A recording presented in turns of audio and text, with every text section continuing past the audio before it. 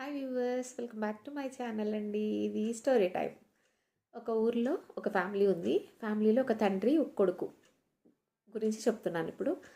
So తండ్రి అంట వాళ్ళ బాబు బయటికి వెళ్తున్నాడంట, పని మీద వెళ్తున్నాడు. అప్పట్లో పాత రోజులు కదా, స్టోరీస్ అంటేనే పాత రోజుల గురించి చెప్పుకుంటాము. సో దారి పొడుగున వెళ్తూ ఉంటే ఒక అరణ్యం వస్తుందంట. సో అప్పుడు చెప్పారంట వాళ్ళ తండ్రి, నాయన నువ్వు వెళ్తూ ఉంటే ఏమైనా అడవి మృగాలు కానీ దొంగలు కానీ నీ మీద అటాక్ చేస్తూ ఉండొచ్చు.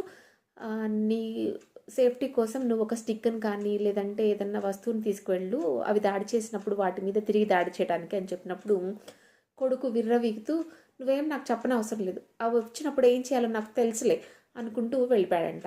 సో దారి మధ్యలో వెళ్తూ ఉండగా, అడవి ప్రాంతం కదండి, వెళ్తూ ఉండగా సింహం వచ్చిందంట. సో వాడు ఏం చేయపోయాడు, బాబు కర్ర తీసుకొని సింహాన్ని కొట్టపోయి చెట్టుకున్న కొమ్మని ఇరవబోయాడంట.